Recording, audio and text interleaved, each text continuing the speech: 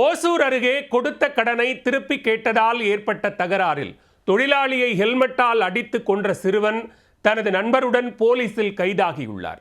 மது போதையில் ஏற்பட்ட மோதல் கொலையில் முடிந்ததன் பின்னணி என்ன?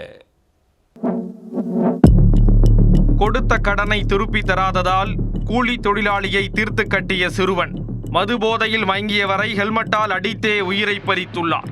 17 வயதில் கொலை வழக்கில் சிக்கி சிறை சென்ற சிறுவன் யார்? நடந்தது என்ன? ஓசூர் அருகே உள்ள நல்லூர் அக்ரஹாரம் பகுதியில் கடந்த 16ஆம் தேதி இரத்த காயங்களுடன் ஆண் சடலம் ஒன்று கிடப்பதாக நல்லூர் போலீசாருக்கு தகவல் கிடைக்கவே அப்பகுதிக்கு சென்ற போலீசார் அங்கு கொலை செய்யப்பட்டு கிடந்தவரின் உடலை கைப்பற்றி தீவிர விசாரணை நடத்தினர். அதில் கொலை செய்யப்பட்டு கிடந்தவர் ஓசூர் வள்ளுவர் நகரைச் சேர்ந்த கூலி தொழிலாளி விஜயபாஸ்கர் என்பது தெரிய வந்தது. விஜயபாஸ்கரை கொலை செய்தது யார், கொலைக்கான காரணம் என்ன என விசாரணையை தீவிரப்படுத்த அதில் அவருடன் கடைசியாக செல்போனில் பேசிய திருமால் என்பவரை போலீசார் கண்டுபிடித்தனர்.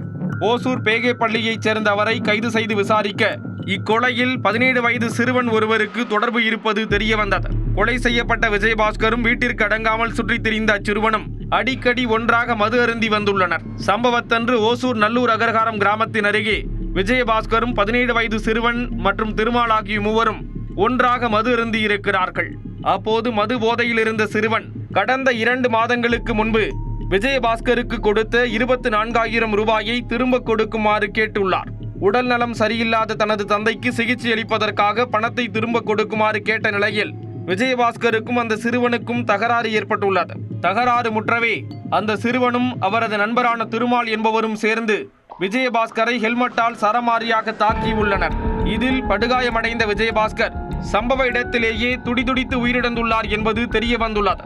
கைது செய்யப்பட்ட 17 வயது சிறுவனை போலீசார் கிருஷ்ணகிரி இளஞ்சிறார் நீதி குழுமத்திடம் ஆஜர்படுத்தி சேலம் சிறுவர் சீர்திருத்த பள்ளியில் அடைத்தனர்.